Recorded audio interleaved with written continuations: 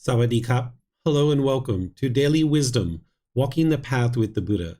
Today is our Pali Canon and English study group, and we study the words of the Buddha. We're in Buddha to be able to learn, reflect, and practice his teachings and see more and more of the results of the enlightened mind, where the mind's moving to this peaceful, calm, serene, and content mind with joy. So I'd like to welcome all of you, whether you're joining for the first time or you've been joining regularly. I'm going to be using some visual aids here to be able to help us to see the original words of the Buddha. And what I'll do is I'll read a chapter from the book, then I will teach on that particular chapter and then open up to any questions that you guys might have related to that specific chapter. The very first chapter that we have is chapter 11. This one is titled The Foremost, the Best, the Distinguished, the Supreme, and the Finest Householder. Here's the words of the Buddha.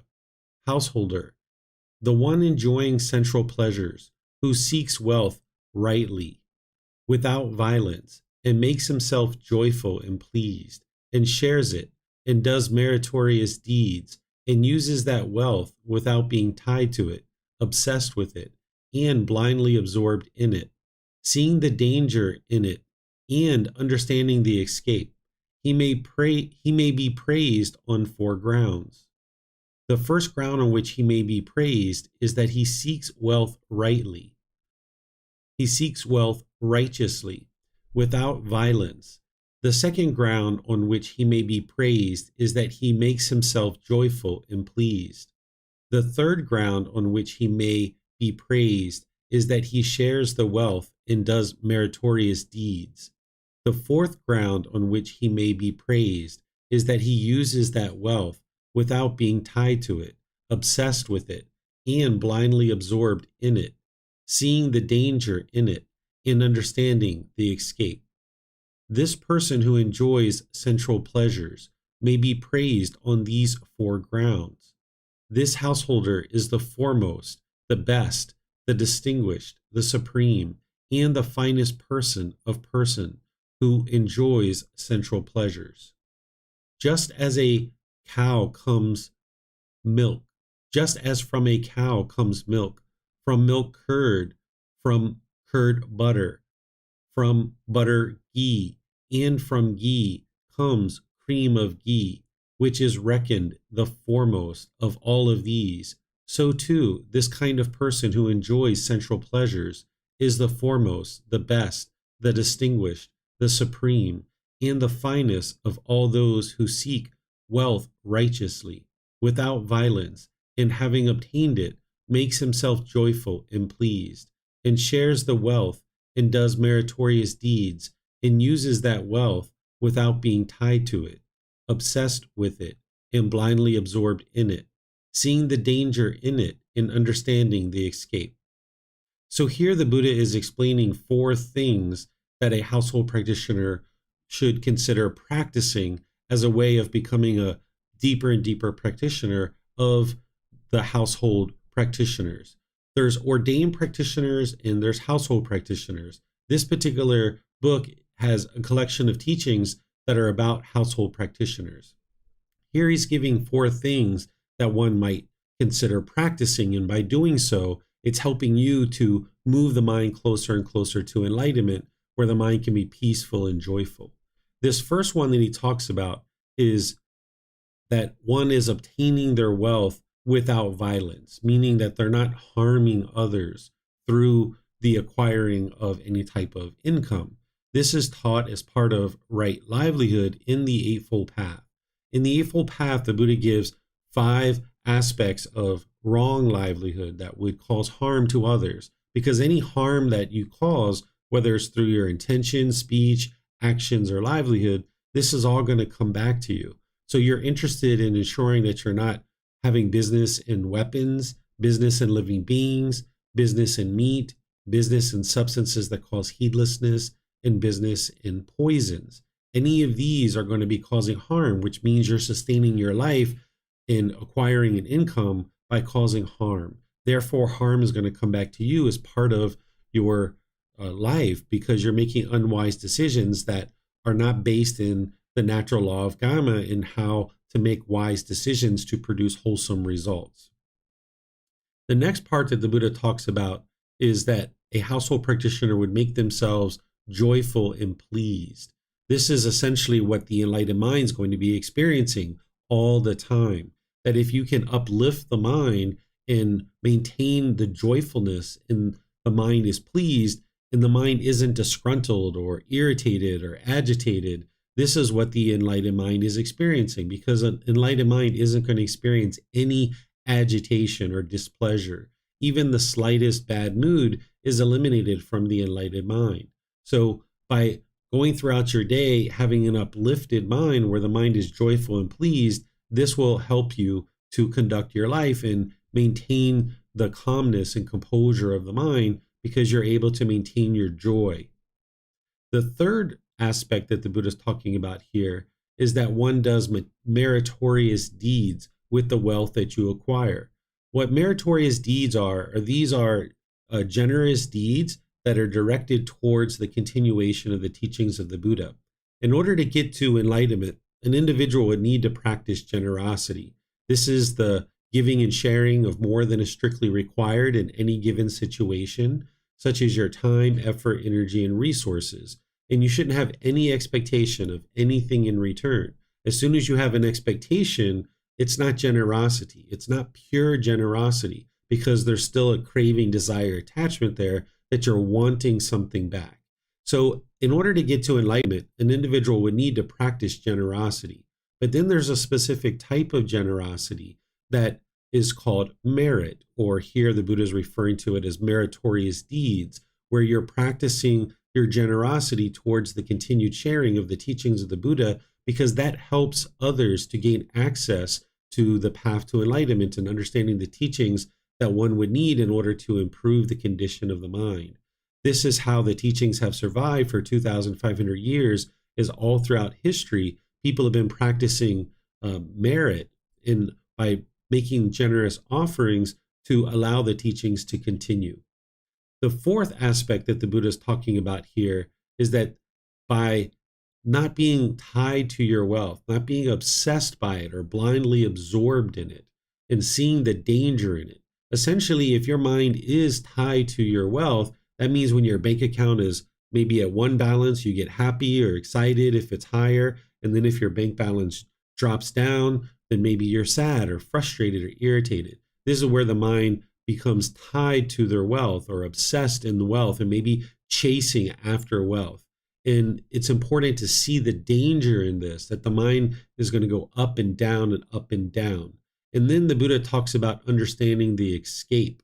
The escape from this is the Eightfold Path. If you understand the Eightfold Path, in that this is the path to eliminate craving, desire, attachment, then you know that this is the escape from the obsession of money, but also anything else. Another word for obsession would be craving, desire, attachment, that mental longing and strong eagerness. So if your mind is attached to anything at all, including wealth, then you're not going to be able to experience enlightenment. So it's a matter of pursuing things as a goal, objective, or interest, rather than with craving, desire, attachment, where the mind's longing, yearning, and chasing after things. But also, if you sat around and did nothing, then you wouldn't be able to sustain your life and move your life forward. So here the Buddha's describing how to ensure that you're practicing the escape, which is the Eightfold Path. So then the Buddha goes on to talk about a foremost householder in terms of this improvement of milk, going from milk to milk curd to curd butter, butter ghee to ghee and cream of ghee. This is something that people would have understood during his party. The people were farmers and they were doing all these various chores in their day-to-day life that would be able to sustain their life. So they would understand that you can take milk and you can purify it and make it better and better and better, and you can get this better and better product of cream of ghee. And this is what the Buddha is describing, that a household practitioner who's practicing these four things, it's like becoming a better and better and better household practitioner. So these are four things that you might consider to practice, of ensuring that you're not acquiring wealth through violence, ensuring that you're practicing where your mind is joyful and pleased and uplifted, that any kind of wealth that you are gaining, that you consider practicing developing merit and sharing some of that in order to help individuals to gain access to the teachings of the Buddha. And then be sure that you're not obsessed with any kind of wealth or money that you're acquiring, and that you see this danger in having all this wealth and allowing the mind to be attached to it. You can be enlightened and rich. It's possible. It's possible to be wealthy, but you need to be sure your mind's not obsessed with the wealth. And in order to accomplish that, you would need to understand the escape, which is the Eightfold Path. That's how you practice to eliminate any kind of craving, desire, attachment, including one where one's mind might be attached to wealth. Let me know what questions you guys have on this by putting your questions into Facebook, YouTube, or Zoom. Or if you're in Zoom, you can electronically raise your hand and ask any questions or follow-up questions directly.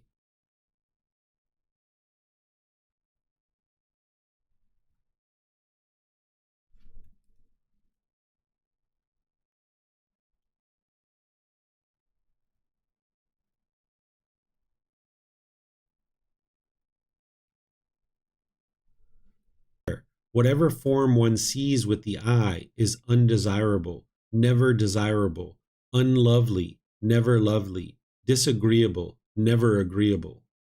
Here the Buddha is going to just repeat this for each of the sense bases of the ear, the nose, the tongue, the body, and then the mind itself.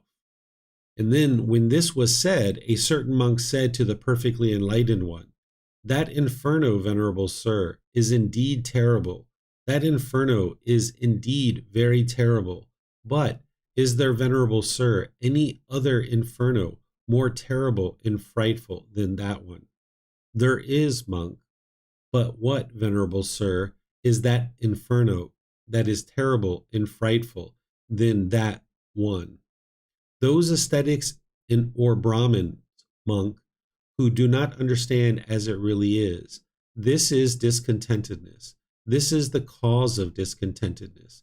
This is the elimination of discontentedness. This is the way leading to the elimination of discontentedness. They delight in volitional formations, choices, decisions that lead to birth, in volitional formations that lead to aging, in volitional formations that lead to death, in volitional formations that lead to sorrow, grief, pain, displeasure, and despair. Delighting in such volitional formations, choices, decisions, they generate volitional formations that lead to birth, generate volitional formations that lead to aging, generate volitional formations that lead to death, generate volitional formations that lead to sorrow, grief, pain, displeasure, and despair. Having generated such volitional formations, choices, decisions, that are burnt by the inferno of birth, burnt by the inferno of aging, burnt by the inferno of death, burnt by the inferno of sorrow, grief, pain, displeasure, and despair. They are not freed from birth, aging, and death, not freed from sorrow, grief, pain, displeasure, and despair, not freed from discontentedness, I say. So here the Buddha is sharing with a student about the hell realm. And the Buddha taught 5 different realms during his lifetime: hell, animal, afflicted spirits, human realm, and heavenly realm.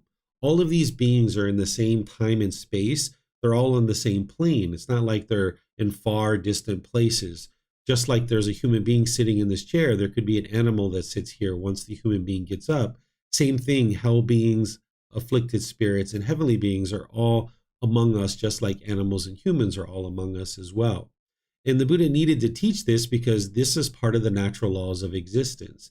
He never used rebirth as part of either scaring somebody or guilting or shaming or fearing them into learning his teachings. And he never used that rebirth in the heavenly realm as a way to incentivize somebody to learn and practice his teachings. Because the whole goal in the path to enlightenment is to get to enlightenment so that there isn't any rebirth anywhere in any of these different realms. But as part of the natural laws of existence, he needed to teach these various realms because as your mind becomes more and more awake and the pollution is coming out, you might actually experience interaction with these beings. These beings can communicate to you. You can communicate with them. You might actually see some of these beings. They might try to influence you in either positive or negative ways. So it's important to understand the cycle of rebirth as part of your journey to enlightenment. So he's explaining about this great inferno of hell. And during the lifetime of the Buddha, he segmented hell into many different hells, and there were many different heavens as well. So here he's describing that there's this great inferno that essentially is a place that you wouldn't be interested to be. And then this student asked him, is there another place that is, worse than that is more terrible than this great hell? And the Buddha says, yes, there is. And here you can see that he's not trying to push or force what he has to say on the student. He just says, there is, monk. He just leaves it at that. And then he waits for another question. And then his student asked, but what, venerable sir, is that inferno more terrible and frightful than that one? So now the Buddha answers it. He says, those ascetics and Brahmins who don't understand as it really is, this is discontentedness. And he goes through these 4 statements. This is pointing to the Four Noble Truths. He's saying, if someone doesn't understand the Four Noble Truths, this is worse than being in hell. Because if you don't understand the Four Noble Truths, then you haven't had the breakthrough yet to understanding what is causing your discontent feelings. And what the unenlightened mind will typically do is it will blame other people for the feelings that one is experiencing. And then you either push people away, you'll become bitter and harsh and hostile and aggressive with them, or you will put your expectations on other people, trying to control them to do things your way. And as long as you don't understand the Four Noble Truths, it can be equated to like living in hell, because you're going to continue to experience over and over and over and over and over again this sorrow, grief, pain, displeasure, and despair. That the mind is just going to be experiencing painful feelings or discontentedness over and over and over and over and over again. So having the breakthrough to understanding what's causing the discontent feelings and how to eliminate them is so important. And it's described in the Four Noble Truths, which I discuss in multiple programs, courses, and retreats that I share. And if one doesn't understand the Four Noble Truths, they're going to continue to make choices and decisions that lead to continuous birth, continuous aging, and continuous death. Not only this discontentedness is going to be experienced in this life over and over and over and over again, but you don't have the wisdom to understand what's causing your discontentedness, so you can't eliminate the craving, desire, attachment. Those are the causes and conditions that are causing the discontentedness, but it's also the causes and conditions that are causing rebirth to occur. So the Four Noble Truths is giving you a very important piece of information, which is craving, desire, attachment, the mental longing, strong eagerness, the chasing after the objects of your affection. This is what's causing the discontent mind, those discontent feelings to arise. And that's also what's causing rebirth, so that one is now stuck in this continuous cycle of being born over and over and over and over again. So the Buddha is explaining that understand that, then you'll be able to escape it. But having not understood the Four Noble Truths, you wouldn't be able to escape it. And thus it's like burning in hell is what he's describing. So let me know what questions you guys have on this chapter. This is chapter 12, more terrible and frightful than the great inferno.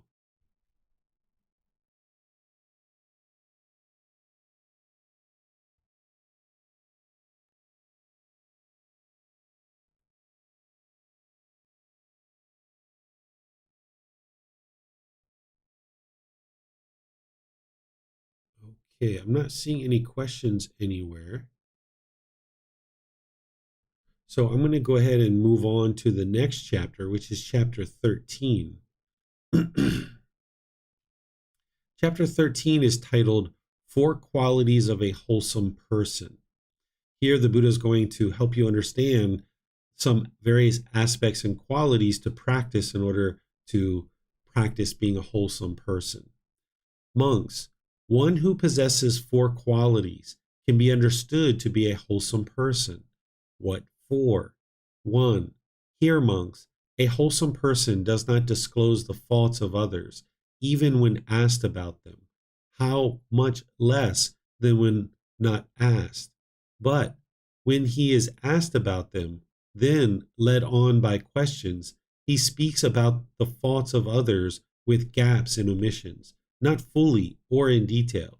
It can be understood this individual is a wholesome person. 2. Again, a wholesome person discloses the virtues of others, even when not asked about them.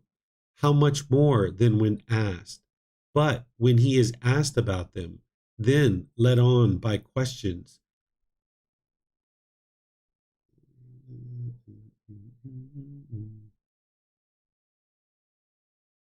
Okay, I'm just going to let that happen, guys. No big deal. Um, Again, a wholesome person discloses the virtues of others even when not asked about them. How much more than when asked? But when he is asked about them, led on by questions, he speaks about the virtues of others without gaps or omissions, fully or in detail. It can be understood this individual is a wholesome person. 3. Again, a wholesome person discloses his own faults, even when not asked about them. How much more than when asked?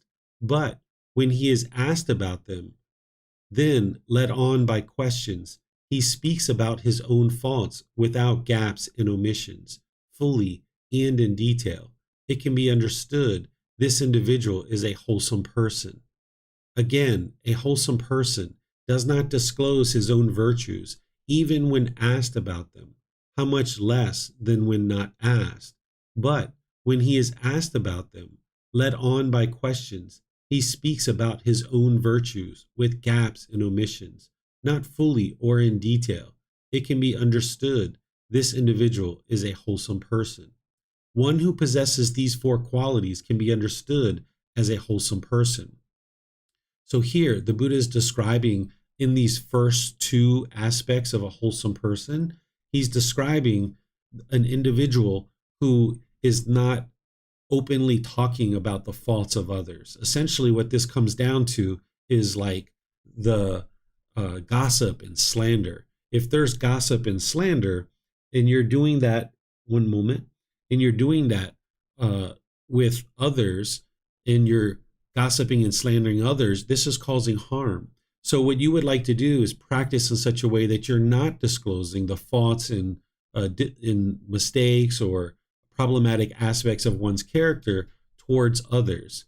Because if you do that, you're causing harm to someone's reputation. And by causing harm to someone's reputation, then that harm is going to be interested to then come back to you, because now you causing harm through your speech and perhaps even your actions. So it would be wise to not cause harm to others through your speech. And the Buddha teaches this as part of right speech, as a fundamental teaching that he shares as part of the Eightfold Path. In the Eightfold Path, he talks about eliminating lying, slander, talks about eliminating harsh speech as well as frivolous speech. So if you are practicing right speech, then you would already be practicing something like this. So there's never a time where it would be wise to go around and talk in unwholesome ways about other people. Now, the one thing that you might encounter is that if you're in a work environment, for example, a boss might come to you and ask for your opinion about, a certain coworker that you're working with. Maybe they're up for a promotion, or maybe they're on a probationary employment and they're interested in trying to determine whether or not they should hire this person full time. In these situations, you might need to share some certain advice or certain background or feedback of how a person might need to improve. But it's important for you in your practice to do this in an uplifting way, in a positive way, where if you were degrading and diminishing, this would be harmful to that individual, and it would also be harmful to you as well. So it would be wise for you to just maintain your practice of right speech, where what you say is spoken at the right time, what you say is true, gentle, beneficial, and with a mind of loving kindness. This is part of the 5 factors of well-spoken speech. So this first part that the Buddha is describing is to ensure that you're not speaking with gossip and slander, and that as you do need to say things in a certain situation, that you don't speak in degrading and diminishing ways. This would produce the best results for you in your life based on the natural law of karma. And then the last to. Number 3 and 4. Here, what he's talking about is a way to talk without having arrogance or conceit or boastfulness. Whereas if you were a person who discloses your own faults, even when not asked about them, how much more than when asked? But when he is asked about them, then led on to questions, he speaks about his own faults without gaps and omissions, fully and in detail.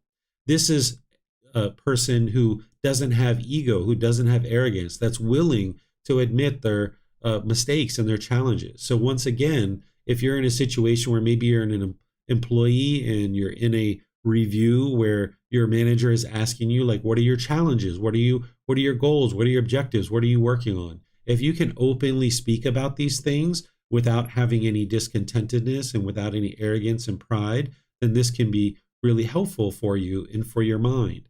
And that next part that he's talking about is the same thing in terms of your virtues. That if you were asked, what are your virtues? What are the things that are that you have a lot of background in, or a lot of knowledge on, or a lot of insight in? Well, if you were very boastful in the way that you spoke, this would cause you difficulties in relationships, either personally or professionally. So you'd like to remain humble as you speak in certain ways, in certain environments, and keep this in mind. So what questions do you guys have on this chapter? This is chapter 13. You can ask questions by putting those into Facebook, YouTube, or Zoom. Or if you're in Zoom, you can electronically raise your hand and ask any questions or follow-up questions directly.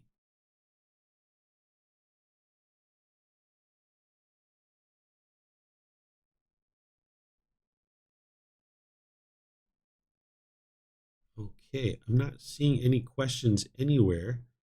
So I'm going to go ahead and move on to the next one, which is actually very similar to the one we just read. This is chapter 14, 4 qualities of an unwholesome person. Here the Buddha is just saying essentially the exact same thing, but he's saying it in the opposite way. The first time he worded it from the perspective of a wholesome person. This time he's wording it in the perspective of an unwholesome person. So I'm not going to read this. You can understand it's the same teaching, that an unwholesome person would disclose the faults of others. The unwholesome person does not disclose the virtues of another person. An unwholesome person does not disclose their own faults.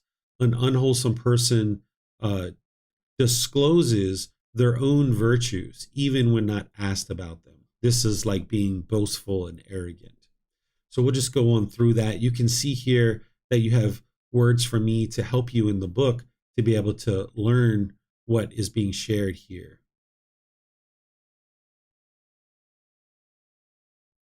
So now we move on to chapter 15. This one is titled, With an Unaffected Mind, Residing Compassionate.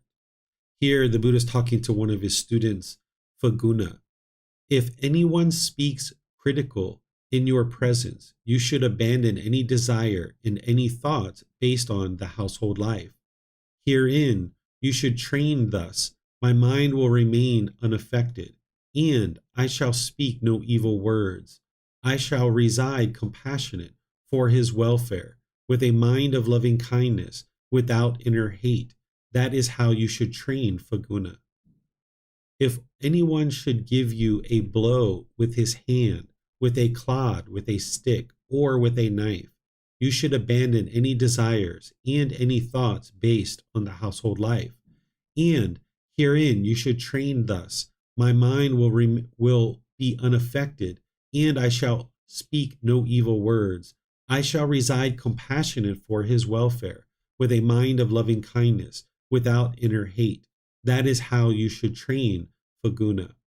So here the Buddha is explaining that if people do harmful things, that it's important for your mind to remain unaffected. Here in a moment, you're going to see he's talking about speech and other things like this. But what it's important to understand is that if somebody's being hateful towards you, if you're just hateful back to them, it's not going to extinguish it. It's just going to keep it going. It's like somebody picks up a rubber ball and they bounce it around in the room. If you pick up the rubber ball and you throw it, then they pick up the rubber ball and they throw it. Next thing you know, you've got rubber balls bouncing all around in the room. But if somebody's being argumentative, or here the Buddha's talking about, physical blows. If somebody was physical with you and you became physical back, and aggressive and hostile and bitter, then that's just going to keep it going. The best thing you can do in a physical altercation, if somebody's coming at you physically, is just go in the opposite direction. Just get as far away as you can. If there's ego in the mind, you might have difficulties getting away. You might feel like you need to stand there and fight and stand up for yourself. Well, there's no benefit in that. If someone's going to be aggressive physically and using any of these weapons that the Buddha is talking about, it's better to just get out of there and completely remove the body and the mind from that situation. There's a whole lot of decisions that we make that lead up to these kinds of situations. For example, if we went out at, really late at night, if we went to a place where they're taking substances that cause heedlessness, if we're there until closing time and now there's a bunch of people that are heedless or intoxicated out in a parking lot and then you get attacked, there was a whole lot of decisions that were leading up to that. So there's a lot of decisions you can make that can ensure that you don't get into a situation by using right intention, right speech, right action, right livelihood, and other things like this. You can ensure that you're less and less likely to be in that type of experience.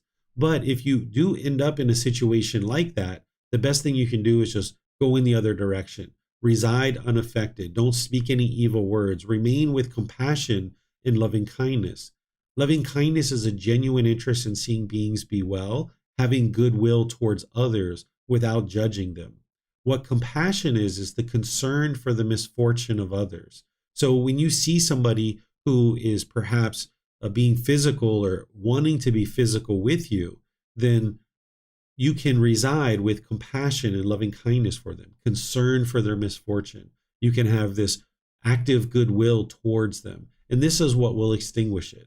I've been in many situations like this in the past where this is what I needed to practice in order to extinguish it, where people were literally confronting me, wanting me to fight or wanting to do something. And by me not doing anything at all and just remaining quiet, speaking no evil words, and in some cases just walking away, it diffused the situation and it didn't go any further. So this is what the Buddha is describing here. Now, of course, if you are in a situation where you need to defend this physical body or defend the mind, say you're in your home and somebody breaks in the middle of the night and you're backed up in a corner, of course, you need to defend the physical body. That wouldn't be having loving kindness and compassion for this being who you are. In order to get to enlightenment, you need to practice loving kindness and compassion for all beings, including this being who you are. If you're living in a family environment, you're going to have loving kindness and compassion for those beings as well. So if somebody broke in and they were literally beating you or beating somebody in your home and you just stood by and did nothing, that would be unwise. You need to be willing and able to take action, whether that's calling the police, whether that's getting something that you can cause as least amount of harm as possible to this individual to stop the harm that's being caused to somebody else, then you might decide to do those kinds of things. Each situation is unique to itself, so you're going to need to take in the variables and decide what is wise in any one given situation. But where you can, just get away. That's the ideal thing. But if you can't get away and you need to have some kind of defense, then you should feel comfortable doing that and causing as least amount of harm as possible. So let me know what questions you guys have. You can put that into Facebook, YouTube, or Zoom, or you can raise your hand in Zoom and ask any questions or follow-up questions directly.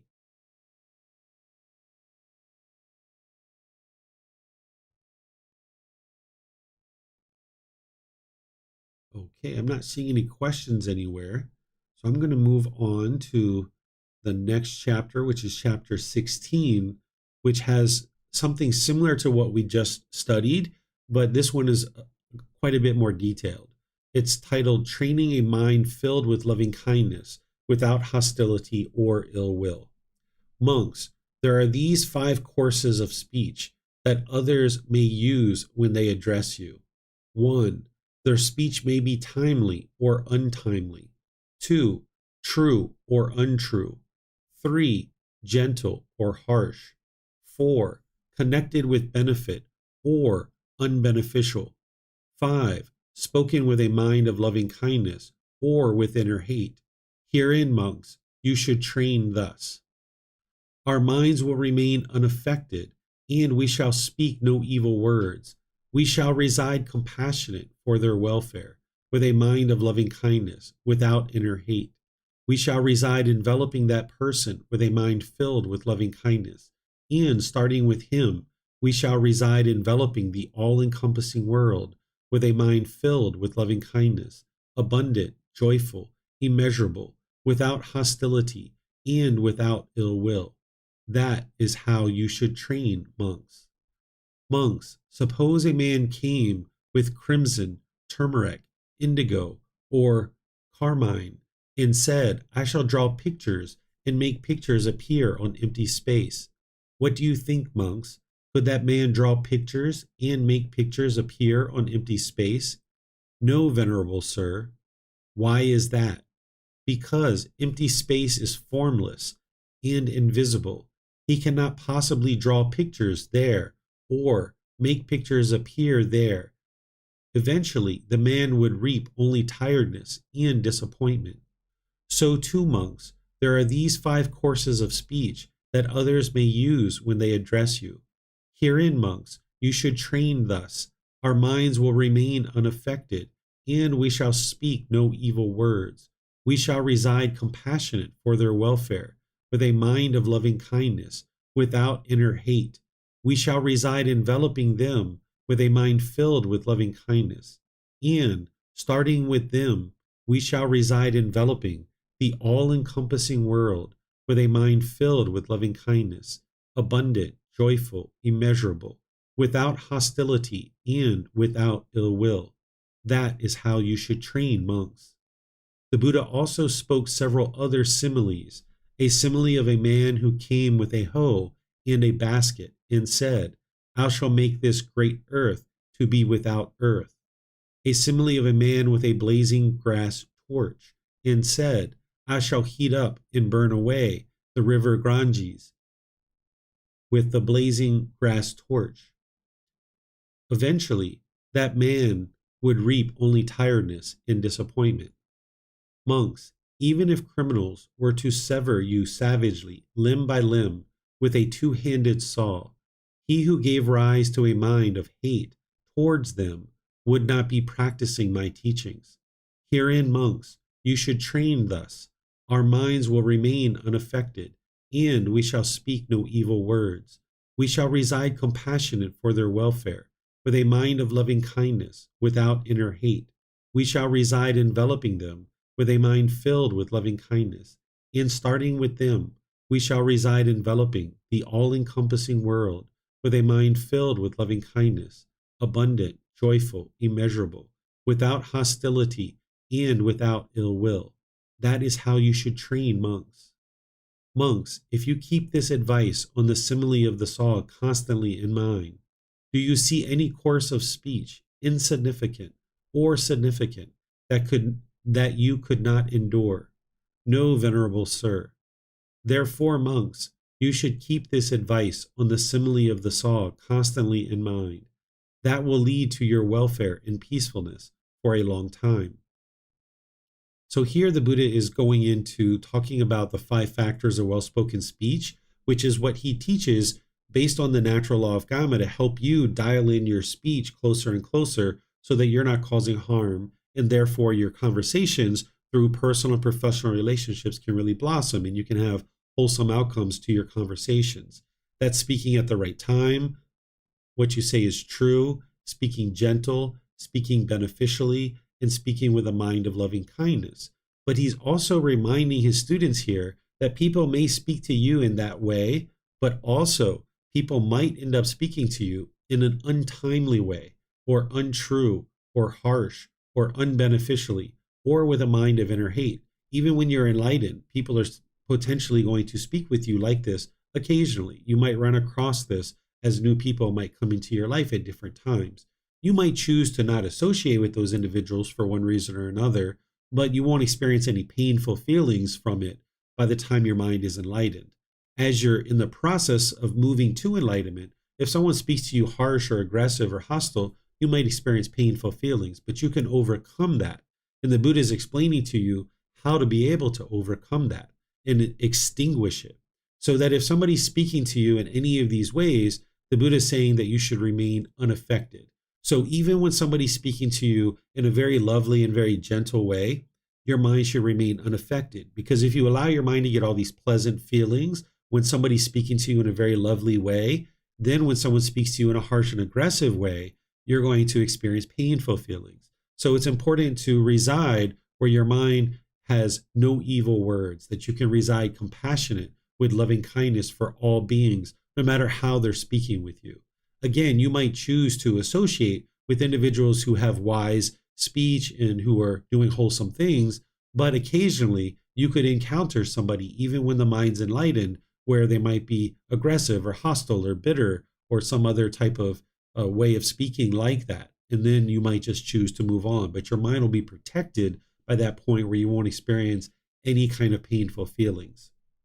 The Buddha is using this first analogy about somebody coming to paint something or draw a picture where there's an empty space and the person wouldn't be able to put their paint on this empty space. And it's the same thing as that if you practice the universal truth of non-self and you eliminate personal existence view, where you're looking to be perceived in the world a certain way, then when somebody comes at you with harsh or aggressive or bitter speech, there's nothing for it to stick to. This person would just reap only tiredness or disappointment if they were harsh and aggressive and bitter with you, because nothing's going to stick because there's no self here. But as long as there's the pollution of personal existence view, when somebody says something aggressive or hostile, you might get uncalm, you might get shaken up, your mind might become unsteady in that situation.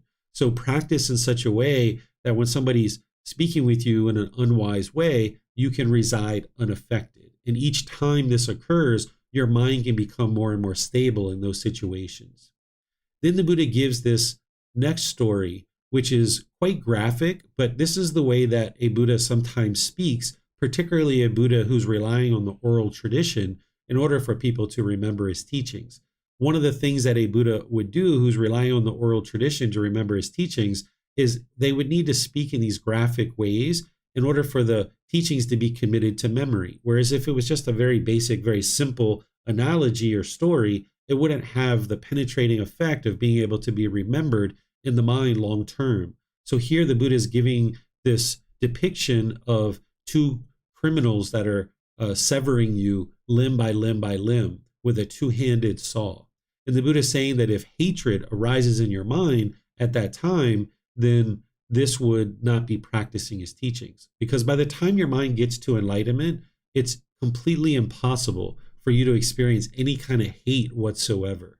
That the mind just isn't wired that way anymore. In the unenlightened state, you can still have irritation, annoyance, frustration, even hatred at different times. But by the time your mind moves all the way to enlightenment, it's utterly impossible for the mind to experience hate. Even in this type of situation, if somebody was sawing you from limb to limb to limb, you might see that as, kind of far-fetched at this point, depending on where you are in your development of your practice. But I can tell you that this is true, that an enlightened being, it's impossible for them to experience any kind of hatred whatsoever, or even the slightest dislike. It just doesn't exist in the enlightened mind, because the conditions that are causing those things to arise have been eliminated from the mind. The mind's now purified. And the way that you accomplish that is by what the Buddha is explaining here, which is residing with no evil words, having compassion and loving kindness. This is the way that you transform your mind away from the anger, hatred, and ill will. The loving kindness and compassion can permeate in the mind and fill up the mind, and you can get to a point where your mind's essentially been rewired. And this is the way that the Buddha encourages you to train so that then you can experience this peacefulness and welfare for a very long time for the rest of your life. Let me know what questions you guys have on this by putting it into Facebook, YouTube, or Zoom, or raise your hand in Zoom and ask any questions that you like.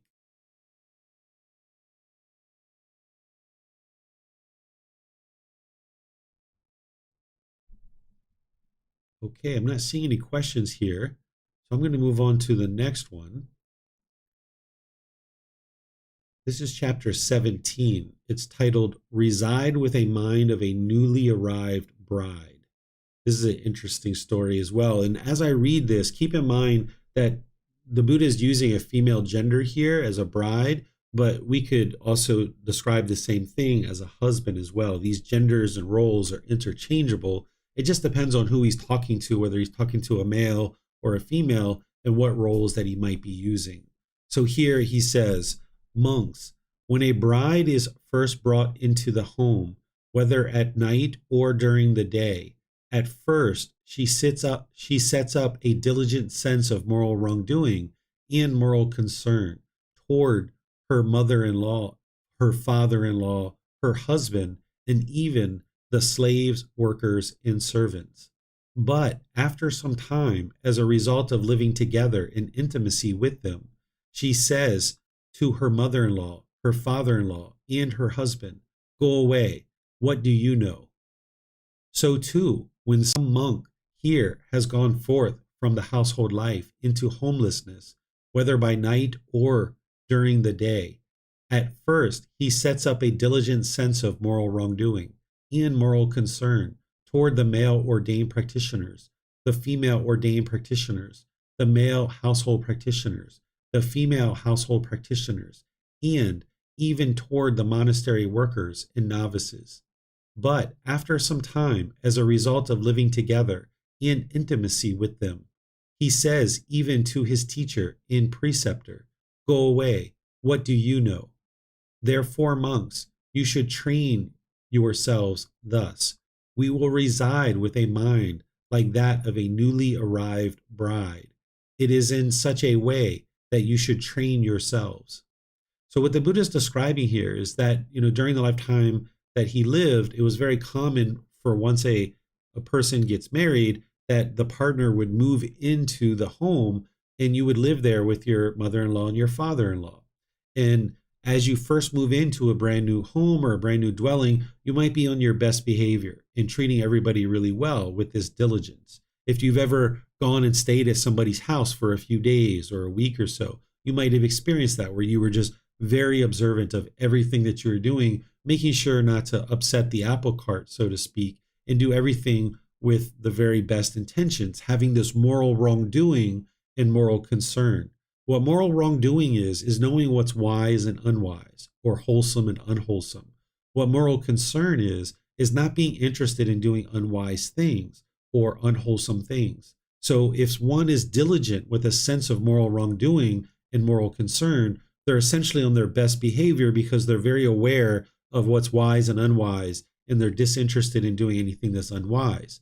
But then this bride that he's describing, after living there for some time, gets to the point where they get so comfortable living with mother-in-law, father-in-law, and husband, and the workers that live at this particular house, that this person is just, "Go away, what do you know? Like, leave me alone," right? They're no longer diligently practicing wise moral conduct. And the Buddha is saying the same thing can occur for an individual who has a particular teacher, that when you first get started with a teacher, you might be on your very best behavior and being very attentive to the way you conduct yourself around that teacher. But then as time goes on, after you get really comfortable with that individual, you might let go of this diligent moral wrongdoing and moral concern, and you might say, "Go away, what do you know?" to your own teacher, the person who's there helping you to grow and develop and cultivate wisdom. And this will be very unwise, because as you do that, being disrespectful to a teacher, ultimately that teacher is probably going to decide not to teach you anymore. So the Buddha is describing to his students to reside like a newly arrived bride. Essentially, maintain your diligent moral wrongdoing and moral concern, where you're aware of what's wise and unwise and wholesome and unwholesome, and you're disinterested in doing unwise and unwholesome things. This is what's going to lead to the improvement to the condition of the mind. If you allow the mind to become complacent, and now because of living closely with others, you lack, the wisdom, and you are lacking in the moral conduct, and you're conducting yourself in ways that are unwise, then your mind isn't practicing these good, wholesome teachings. While it can be a challenge as you're bringing your practice up and running, what you'll notice is it becomes easier and easier as you go forward and you get to the point where your mind is more transformed. There can surely be struggles, difficulties, and challenges along the way to maintain your practice. And where you have missteps, you can apologize and let an individual know that you've made a mistake and that you accept your responsibility for having made that mistake. But if you get to the point where you're pushing away a teacher, or here the Buddha's talking about a preceptor, this is an individual who is supporting you to become ordained, because he's talking to ordained practitioners. If you push the people away from you that are there to help you and support you, then you're not going to be able to learn the wisdom that you need to overcome the difficulties and challenges and transform the mind to the enlightened mind. So this is a very interesting story that, again, you could use multiple genders here. Here he's talking about a bride being a female, but it could easily be a male gender or any other gender that might exist at any time. So let me know what questions you guys have here. I will take a look at Facebook and YouTube and see if you guys have any questions. And I'll also look at Zoom here and see if you guys have any there as well. I'm not seeing any questions, so I'm going to move on to the next chapter, which is chapter 18. Here, this one is titled 5 Factors of Well-Spoken Speech. Monks, possessing 5 factors, speech is well-spoken, not badly spoken. It is blameless and beyond reproach or disapproval by the wise. What 5? 1. It is spoken at the proper time. 2. What is said is true. 3. It is spoken gently. 4. What is said is beneficial. 5. It is spoken with a mind of loving kindness. Possessing these 5 factors, speech is well spoken, not badly spoken. It is blameless and beyond reproach, disapproval by the wise. So these are the 5 factors of well-spoken speech that I introduce students to in the group learning program and in volume 1 of the book series. And I go through in detail explaining what each of these 5 factors are. And I even explain that here in this book as well. I explain the proper time. I talk about speaking the truth, speaking gently and what that means, beneficially, and then also with a mind of loving kindness. You can be reading this and you can understand what these factors are, because these teachings, they're not rules. They're not something that you need to follow as a rule. Instead, the Buddha is explaining to you the natural law of karma, of cause and effect. So you can take these 5 factors and see in situations where you weren't practicing these, the conversation didn't go well. It ended badly. And there's been situations where you've been practicing these maybe, and you didn't even realize you were practicing all 5 factors, and your conversations went really well. And when you can reflect on that and you can dial in your practice more and more with all the people around you where you're practicing all 5 factors, then you can get to the point where your conversations and your relationships are going very smoothly and effortless because you've trained your mind to speak this way. So speaking at the proper time, there's 3 aspects to this: ensuring that you're not interrupting people, ensuring that your mind is capable of speaking. Like if you're angry or frustrated or irritated, it's the wrong time to speak.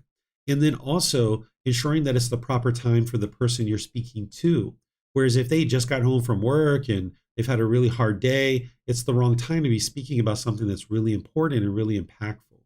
So those are the 3 aspects of proper time. Speaking the truth is all about ensuring that you're always speaking the truth, that you're a true speaker and being dependable, that you're not deceiving people. Speaking gently is all about your tone, your tempo, and your word choice. You need to pay a lot of attention to that, particularly in the English language, because tone, tempo, and word choice can really add some extra meaning to a particular phrase or a particular conversation that you're having. So you can be sure to use words that are very gentle.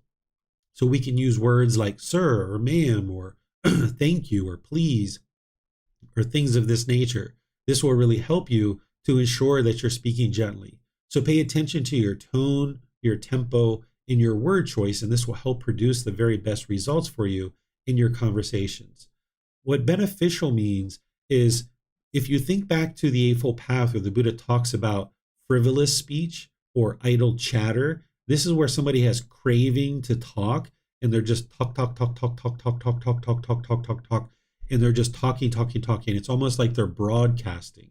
It's not a conversation, it's a broadcast. And they might be talking for 5, 10, 15, 20 minutes with nobody else able to actually step in and have a conversation. So you would like to speak in beneficial ways where the things that you're talking about are of some benefit to the people that you're interacting with, and that there's an interaction and a conversation. And then the fifth factor is with a mind of loving kindness. The opposite of this would be a mind of inner hate or anger. If you're speaking with a mind of loving kindness, your conversations will have the best opportunity to be very wholesome and be conducted with ease, and you can have very successful relationships. Where if you're speaking with inner hate, that's what's going to come out from your mind, because your mind has that inner hate, and now it's going to come through in your words, and this is going to produce unbeneficial results in your relationships. So you would like to work on practicing all 5 of these with every single person in your life. As you have craving, desire, attachment in certain relationships, it'll be more and more challenging for you to practice this in those relationships. But by using breathing mindfulness meditation in generosity to bring down your craving, desire, attachment, you'll find that it becomes easier to practice the 5 factors of well-spoken speech when you don't have craving, desire, attachment in the mind. So this is something that you're going to need to dial in closer and closer, and you're going to have missteps. And where you make mistakes, you can apologize and let people know that you're a work in progress and that you're working on it if you like. Other people around you probably aren't speaking this way, but if you're aspiring to get to enlightenment, you're going to need to learn to talk in this way where you're speaking at the proper time, what you say is true, you're speaking gentle, beneficial, and with a mind of loving kindness. And understand that that's a gradual training, gradual practice, and gradual progress. You're not going to be able to just snap your fingers and start practicing this. It takes time to develop this, particularly in relationships where you have craving, desire, attachment. So let me know what questions you guys have on this chapter. Again, you can put that into Facebook, YouTube, or Zoom, or you can raise your hand in Zoom and ask any questions that you like.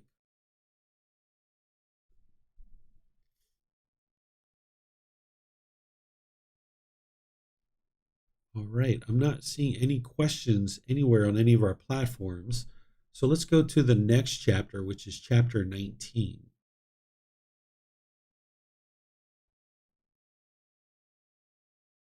Chapter 19 is titled, Seeing One Another in Future Lives. Monks, if both husband and wife aspire to see one another, not only in this present life, but also in future lives, they should have the same confidence, the same virtuous behavior, the same generosity, and the same wisdom. Then they will see one another not only in this present life, but also in future lives. Both husband and wife are enriched with confidence, charitable and mentally disciplined, living their lives righteously, addressing each other with pleasant words. Then many benefits accumulate to them, and they reside at ease. Their enemies are saddened when both are the same in virtue, moral conduct, having practiced the teachings here, the same in virtuous behavior and observances, delighting after death in a heavenly world. They rejoice, enjoying sensual pleasures. So the first thing I'd like to say is that the goal of the teachings of the Buddha is not to be reborn in a future life. Instead, your goal is to end the cycle of rebirth by getting to enlightenment in this life. But during the lifetime of the Buddha, it was much more challenging for a household practitioner to get to enlightenment than it is today. There were people during the lifetime of the Buddha that got to enlightenment as a household practitioner. But because there was so many chores and so many things just to sustain your basic necessities to survive during that time frame 2,500 years ago, they didn't have as much time as we have nowadays to attend classes, to read books, to meditate, to gain guidance and seek guidance from a teacher. So household practitioners really had a hard time to get to enlightenment during the lifetime of the Buddha. So a lot of times the Buddha is talking to household practitioners in ways of learning and practicing the teachings so that they can improve their rebirth in their next life. But the same things that lead to enlightenment are the same things that lead to an improved rebirth as well. Or another way to say that is the same things that lead to a rebirth and an improved rebirth are the same things that lead to enlightenment. So when you're seeing the Buddha talk about certain qualities to practice that would lead to an improved rebirth, you should look to practice those same things in this life so that you can get to enlightenment and escape the whole cycle of rebirth. You're living in a time where we figured out water systems, educational systems, food systems, and things that make it time much more available to us in our daily life. So much so that some people tend to fill up their life with, certain tasks that really don't have benefit whatsoever. Like, maybe spending 6 hours just scrolling the internet or watching YouTube videos or doing different things like this, that they're not necessarily putting their time and effort towards things that could produce benefit for them, like reading the books of the teachings of the Buddha or coming to a class or meditating or things like this.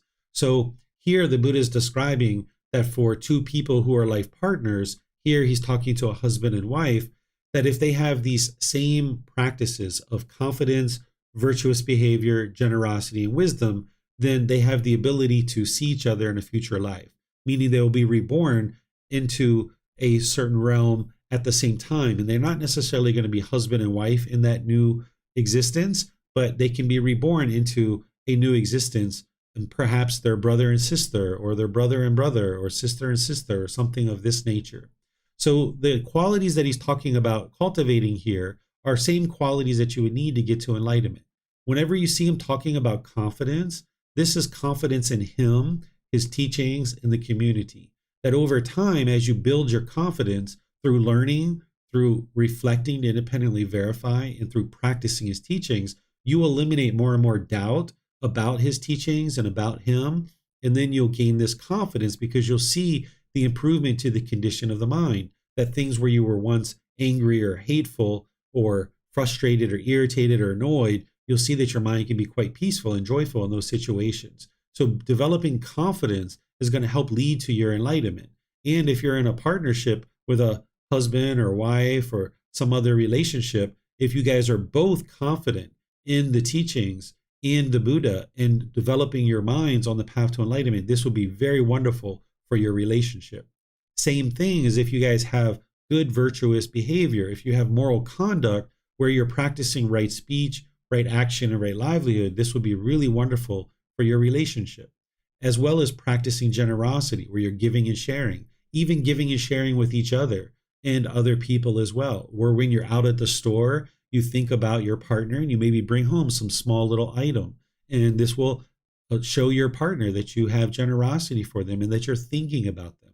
You can do little simple things that don't cost much money. You can share your time, your effort, your energy, and your resources by practicing generosity with your partner and with others. This is going to help you eliminate craving, desire, attachment, and it's also going to help your relationships really grow and blossom. And then the Buddha talks about wisdom. Wisdom is what's going to lead to your enlightenment. You need to be able to cultivate your wisdom through learning his teachings, reflecting on them to independently verify them, and then practice them. And then as you're practicing and you're transforming your mind, this is where you see the improvement to the condition of the mind. So here, the Buddha is explaining about how to live with a partner and that this would be very helpful. One of the things that you can keep in mind is addressing each other with pleasant words. Sometimes, like that newly arrived bride, you might be on your best behavior when you first get into a relationship with somebody, but then over time you become more complacent. If you can maintain your ability to speak to your partner with pleasant words, this will keep your relationship uplifted and on a very wholesome note. This is very helpful for you in your relationship. And as the Buddha says, if you guys having a really good relationship, this would sadden your enemies, right? Anybody who's being hateful or vindictive or trying to break you guys up, this would really sadden them if you guys have a really wonderful relationship and you're both practicing this great moral conduct. So the Buddha does, of course, talk about how this can lead to a rebirth where you guys are together, but the ultimate goal would be for both of you to get to enlightenment, and there is no more rebirth in the cycle of rebirth. But the same things that lead to this improved rebirth are the same things that lead to enlightenment. So focus on cultivating your confidence, virtuous behavior, generosity, and wisdom. And that's what's going to lead to an improved condition of mind and an improved condition of your life. Let me know what questions you guys have on this chapter.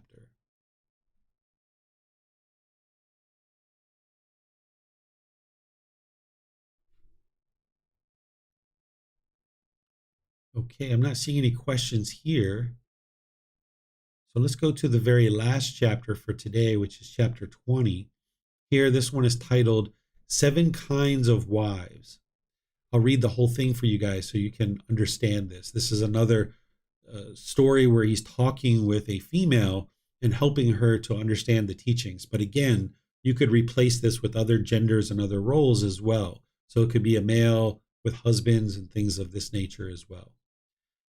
Then in the morning, the perfectly enlightened one dressed, took his bowl and robe, and went to the residence of the householder, this particular individual, where he sat down on the seat that was prepared for him.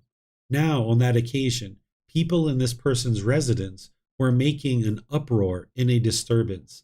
Then the householder approached the perfectly enlightened one, paid homage or respect to him, and sat down to one side. The perfectly enlightened one then said to him, "Householder, why are people in your residence making such an uproar and a disturbance? One would think it was fishermen at a haul of fish.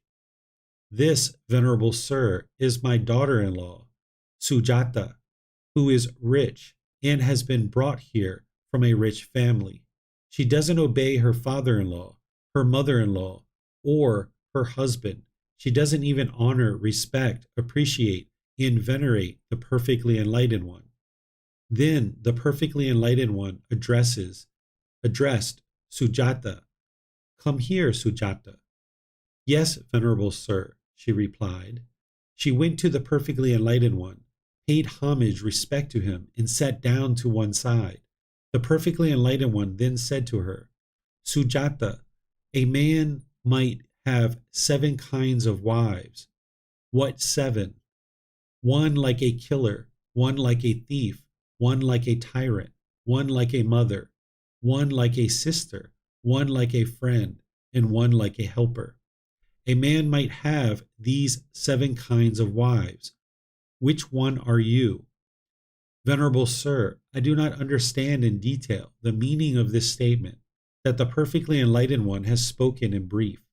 Please let the perfectly enlightened one teach me the teachings in such a way that I might understand in detail the meaning of this statement spoken in brief."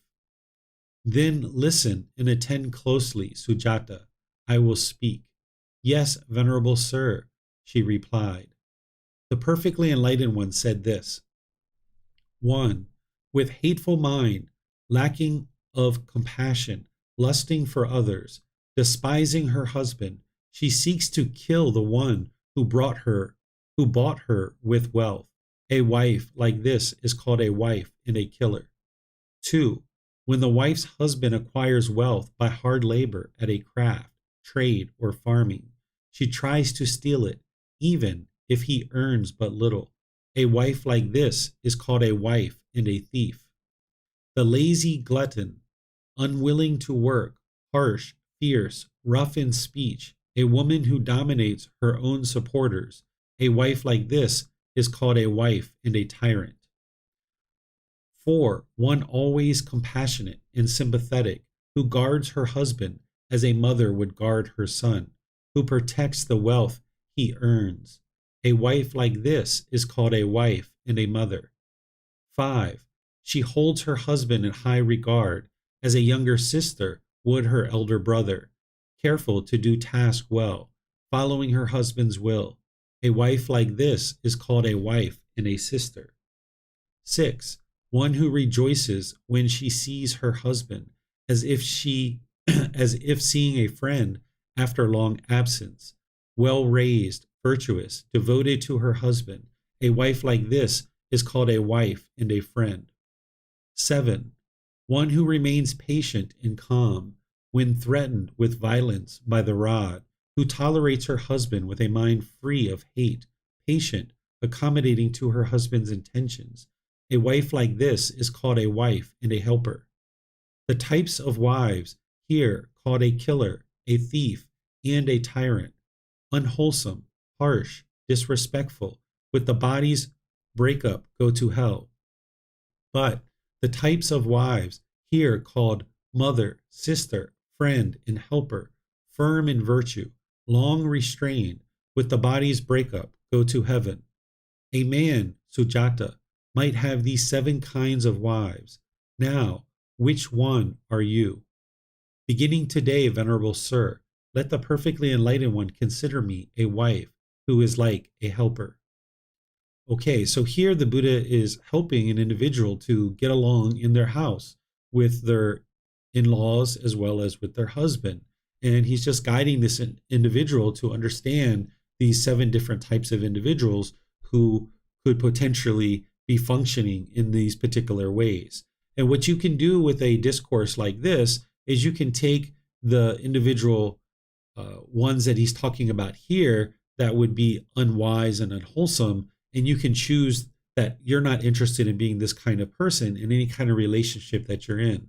So if you have a mind that is hateful, lacking compassion, lusting for others, despising your partner, then this is the one who is functioning like a killer, and you're not interested in having those qualities.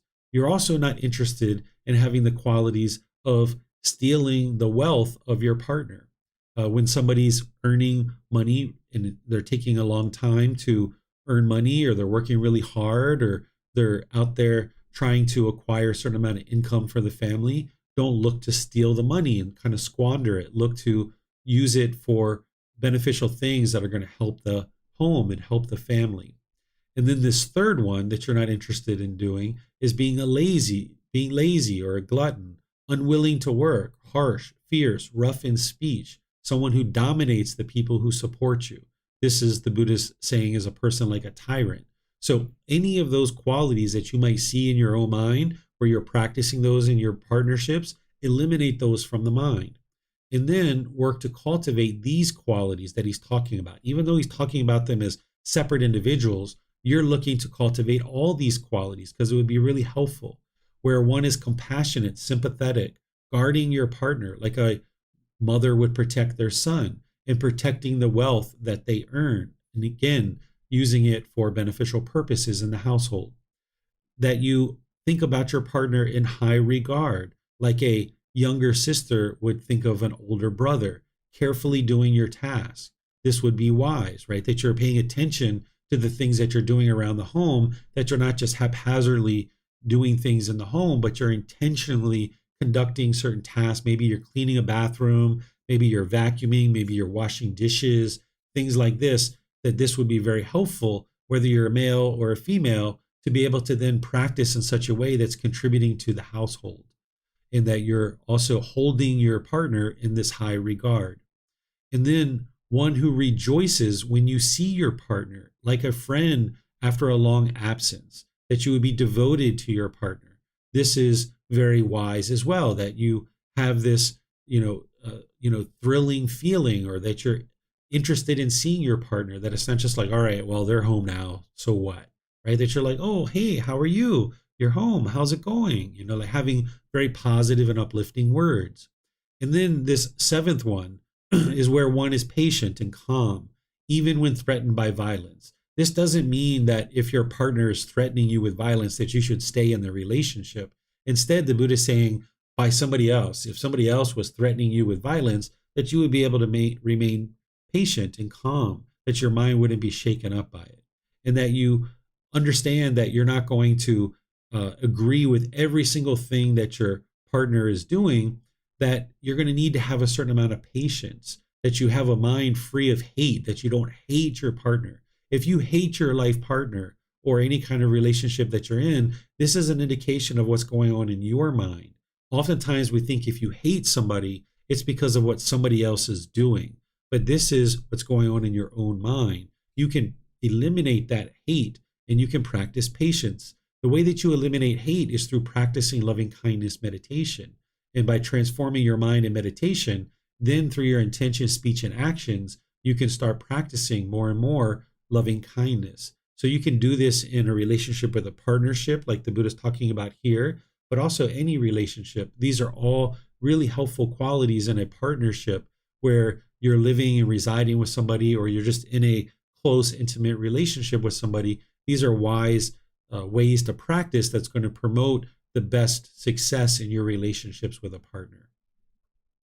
So let me know what questions you guys have on this chapter. Again, you can put that into Facebook, YouTube, or Zoom. Or in Zoom, you can raise your hand electronically and ask any questions that you like. All right, looks like Max has a question. Go ahead, Max. Can you talk about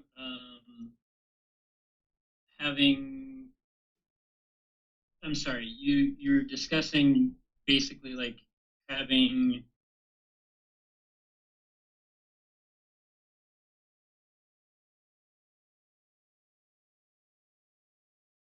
Still there, Max? I think we got frozen up.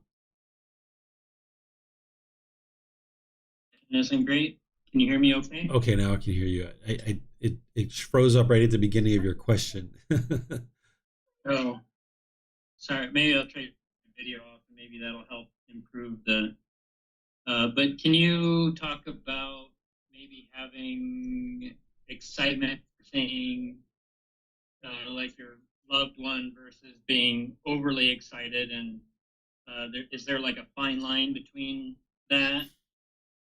Yeah, it's a difference between having conditioned feelings versus having enthusiasm, right? So, like, you can have enthusiasm without conditioned pleasant feeling. So, conditioned pleasant feeling is, wow, mommy's home. Look, yay, mommy's home, yay. And then when mommy's gone, it's like, oh, I'm so sad. I'm missing mommy so much, right? So, if you allow your mind to have those conditioned pleasant feelings, then when that condition isn't there, then there's going to be this sadness or disappointment, or this person's going to miss the other person, right? So, like, for example, when I see my wife, when she either comes home or I walk in and she's here, I'd be like, hey, mommy's here. What's up, mommy? How you doing? What have you been up to today? Right? There's this enthusiasm when I see her. It's not just like, oh, hey, what are you doing? Like, where you been all day? What have you been up to? It's like, hey, mom. In Thai we call mommy ja. This is like a way of saying like mommy, mommy. Hey, mommy. Like, hey, mommy. What you been up to? How you doing? What do you got going on today? It's like kind of being enthusiastic without the conditioned feelings of excitement. So that's what the Buddha is talking about here, is by having this uplifted mind where you can greet each other in a warm and loving way, and you can have enthusiasm when you see each other. It's like, hey, there's the person that I'm in a great relationship with. Hey, there's my life partner. Hey, there's the person who knows me so well. Hey, there's my really best friend who's been through so many challenges and struggles in my life together. Hey, how are you doing? Right? It's like seeing this person that you have this, real deep relationship with, rather than just like, yeah, hey, how are you? What are you up to? Oh, okay, whatever.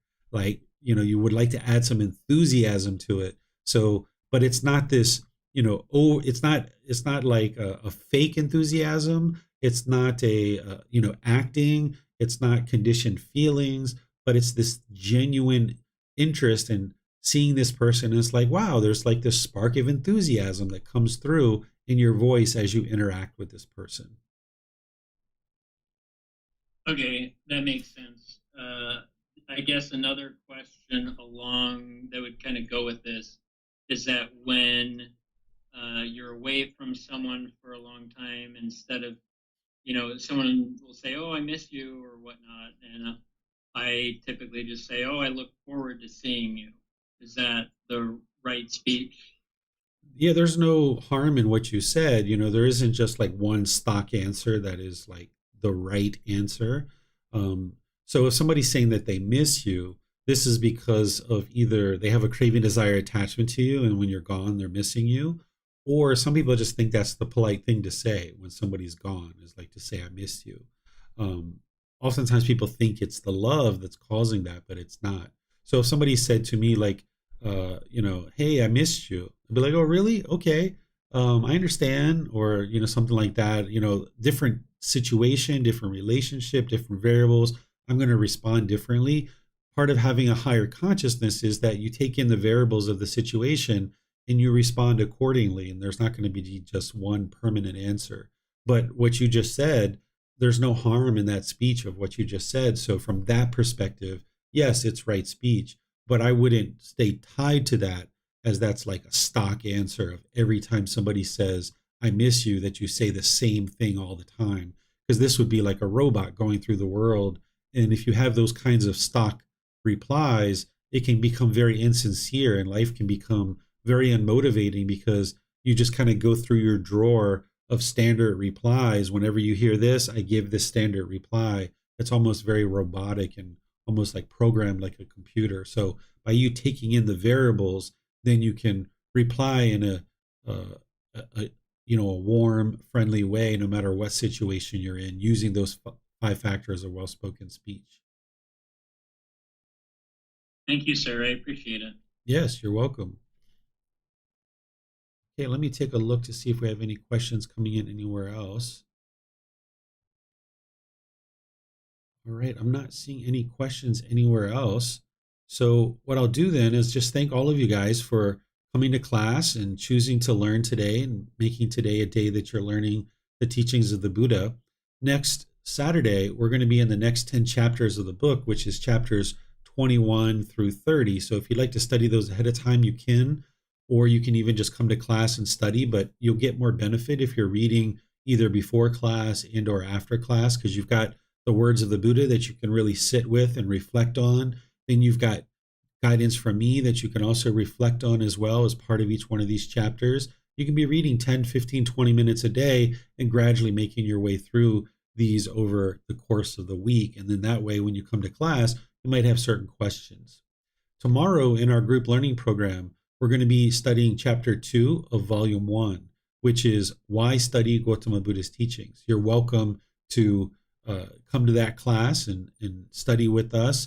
It's a very different type of study. This is more of a study group, this particular class, where the group learning program is more of a traditional style of learning, where I'm sharing teachings and providing an opportunity for students to learn and digest a certain amount of teachings and ask questions. So you're always welcome to come to the Sunday classes. And I teach those at the temple in the morning, and I teach it in the evening as well, just like this class and all the others now.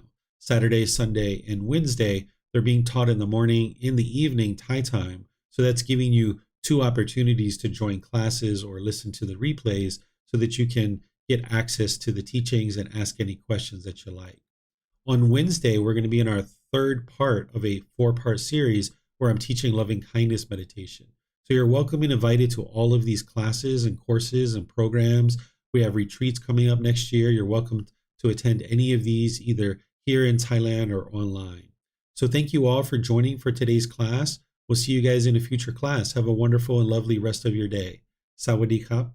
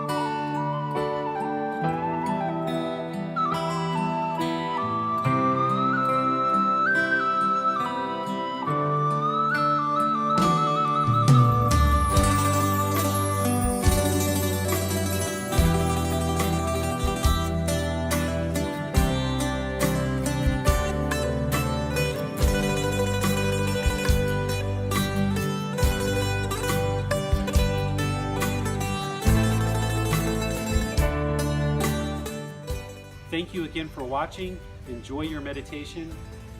Look forward to seeing you online and answering any questions that you might have. Thank you so much.